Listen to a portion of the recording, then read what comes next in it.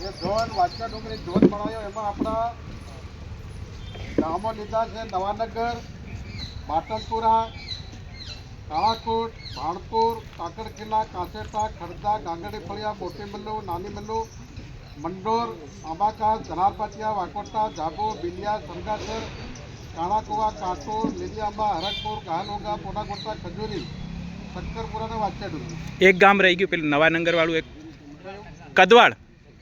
હા, કદવા. હા એ નવાનગરનું થોડી કદવા. હા એમના ગામ. હા. આ આજે આ ભીલ સમાજ સુધારણાની આ બેઠક થઈ રહી છે. એમાં આપણને માર્ગદર્શન આપવા એ પધારેલા આપણા છે ગરબાડાથી. મિત્રો, તમને વાત કરતા આનંદ થાય કે અમે લગભગ 4-5 વર્ષથી આના માટે સતત મહેનત કરીને મતી રહે કે આપણો ભીલ સમાજ કંઈક સુધરે.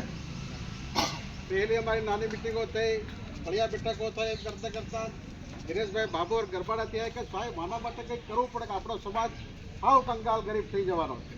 અમે બધા વિચાર કર્યો અને હું તો તમને કહું કે અમે 2005થી તાલુકાની અગાઉની મુકામે 5000 લોકોનું સંમેલન કરીને સાહેબ દિનેશભાઈ અમે શરૂઆત કરેલી હતી અને તે પણ 50,000 રૂપિયાથી શરૂઆત કરેલી ચાલી ગયેલી 4 વર્ષ. પણ પછી ફળિયા પટેલ, પુજારા પટેલ, સરપંચ બધાને માનવા મેં કે ભાઈ આ ચોરીના માટે બધા મેં માન્યા કે ભાઈ આટલું દેશ નહીં પહોંચે. એટલે આજે આ મિટિંગ મળે છે એમાં દિનેશભાઈ ખાસ કરીને અનિલ ભોરિયા સાહેબનો જે સામે ઉભા એમનો આભાર માનું. એ એમને કીધું કે હું ઉમરગામથી અંબાજી સુધી ફરી ગયો, આ જિલ્લામાં ફર્યો, બધે ફર્યો. એમની વેદના છે, પોતે પ્રોફેસર છે, ઘણો બધો ભણેલા છે.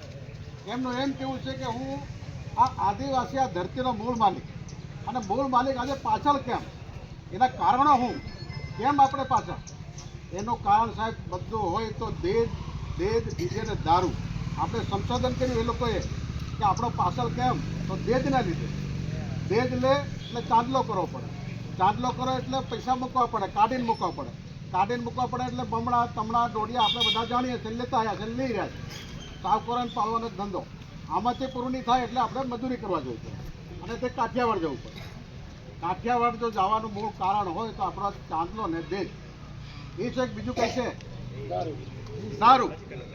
એટલે અમે ઘણા સમયથી આના માટે મતી રહ્યા કે આપણો સમાજ કંઈક આગળ આવે અને બીજા સમાજની હરોળમાં આવે.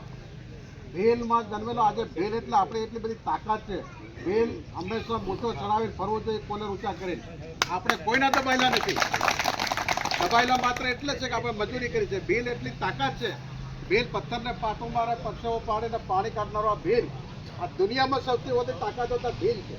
આ દુનિયાના કોણે કોણે 92 દેશમાં આપણો ભેલ ફેલાયેલો છે. કંઈ ભીલ કંઈ વાંચ્યા ધાનપુરમાં ગરબાના દાવતમાં નથી. આપણા દેશમાં ઝારખંડ છે, ઉત્તર પ્રદેશ, આસામ બધા રાજ્યોમાં આપણા ભીલ છે. એટલે જ એને કહેવામાં કે આ ધરતીનો મૂળ માલિક જો આ ધરતી ઉત્પન્ન થઈ તે વખતનું કોઈ પેદા થયું તો આ ભીલ છે. બાબારામ પહેલાને તમે વાત કરો, બાબી સબરી એમ કહેતી હતી કે બાબારામ જેવો જન્મ થયો ને બાબી સબરી ભીલે આપણી આઈ, આપણી કુલદેવી, આપણી માતા, એને પણ આજે ભગવાનને જવું પડ્યું બાબી સબરીને મળવા. એટલે આપણી તાકાત કેટલી છે તમે વિચાર કરો. ભગવાનને પણ આપણી ભીલે સબરી બાબીને મળવા જવું પડ્યું. પણ આજે ભીલ દિવસે ને દિવસે ગરીબ થતો જાય. બીજા સમાજની હેરોમાં આપણે ઘણા બધા પાછળ છે. ઘણી બધી આ સમાજમાં આજે શિક્ષકોનો આભાર માનીએ.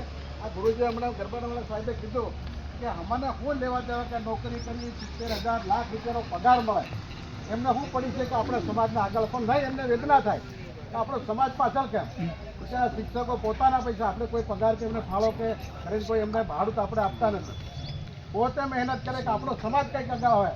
એમને એમ કે અમે કંઈક પગાર લઈએ છીએ, કરીએ છીએ તો અમારું ઋણ ભગવાનના ઘેર, અમારું કંઈક ભગવાનના ઋણી બનીએ તો ભગવાનને કંઈ પ્રાર્થના કરીએ કે આપણો સમાજ આગળ આવે. આ બિચારા દિનેશભાઈને એવા મતે થાકી ગયા.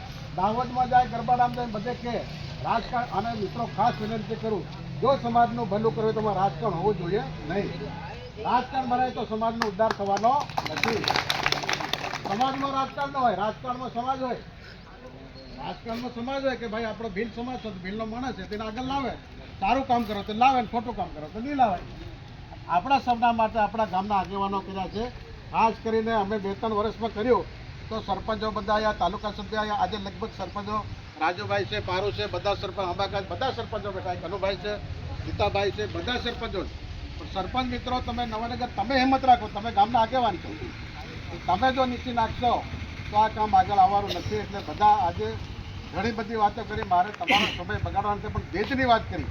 તો અહીંયા કીધું 1,25,000 તો બધાને પોહાય છે 21,000 1 ને 21 1 ને 21 બરાબર છે કે હજુ વધારવાનું છે હજુ કોઈને અવાજ છે વધારવાનો બરાબર હોય તો હાથું ચા કરો 1 ને 21 બરાબર છે આજે હકાઈ કરવાનો 1 21 લેવા પડે ને પછી જો જાન આવે ને જો પૈસા વધારે લીધા તો આ આખા ધાનપુર તાલુકાની પંચ આવે પૈસા ના લેવા દેવાય અને દેજ લેવા કોઈ ફરિયાદ પણ થાય આની ફરિયાદ થઈ શકે છે આપણે ભૂલી જવાનું એટલે દેજ મિત્રો લેવાય નહીં બીજી બધી સાહેબે ઘણી વાત કરી એની હાથે કુશેડો તો લગભગ 50,000 તો કુશેડો થઈ જાય કુશેડો વસ્તુ શું આજે પટેલ ગુજરાત બેહાડ્યા છે ગામના આગેવાન છે વાંધો નથી વધામણું કરે બધું એમને આ પૈસાનો અધિકાર છે તો લે પણ એક સેવાનું કામ છે આપણી દીકરીનું કામ છે અને ગામના પંચના 5,000 લઈ બધા થઈને વેચી ખાવ તો સૌથી સારું એટલે આ તમારું બંધારણ છે એ લગભગ આપણે અપનાવવાનું છે આજે વાછિયા ડુંગરીની બેઠક આટલા ગામની થાય છે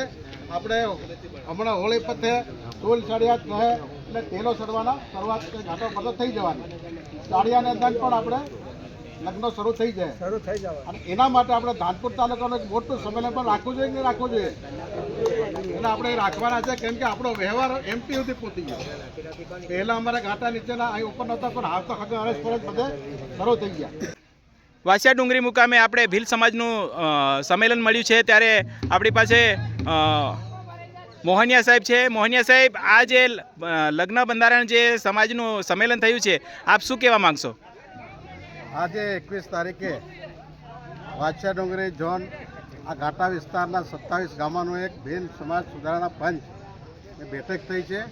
એમાં દરેક ગામમાંથી પટેલ, પૂજારા, સરપંચ, આગેવાન, તાલુકા સભ્યો, જિલ્લા સભ્યો સર્વે ફળિયાના મોભીઓ અને આખા ધાનપુર તાલુકાની ભીલ સમાજ પંચ ભેગી મળી હજારોની સંખ્યામાં લોકો મળ્યા અને ભીલ સમાજ પંચનું જે બંધારણ હતું એ બંધારણ મુજબ 1,21,000 ખર્ચ પેટે, બાકીના લગતિયા છે કોઈ દાપા દહેજ પેટે 5,000 અને થોડું થોડું એમ કરીને અને જમવાની અંદર પણ સાદો ખોરાક દાળ ભાત કંસાર આ વસ્તુ ફળિયાના સૌ આ ગામોના આગેવાનો ભેગા મળીને જે બંધારણ હતું એ નક્કી કરવામાં આવ્યું છે અને એ સર્વે સમાજે સૌએ રાજી ખુશીથી સ્વીકાર્યું છે અને એનો અમલ આ જ તારીખથી શરૂ થાય છે અને એમાં ગરબાડા તાલુકો, ધાનપુર તાલુકો, સમગ્ર ઘાટા વિસ્તાર અને છોકરી ઉદાળ જતી રહે એના પણ 1,21,000 ખર્ચ પેટે લેવાનું નક્કી કર્યું છે અને આ પ્રમાણે શાંતિથી અહીંયા વાદ વિવાદ વગર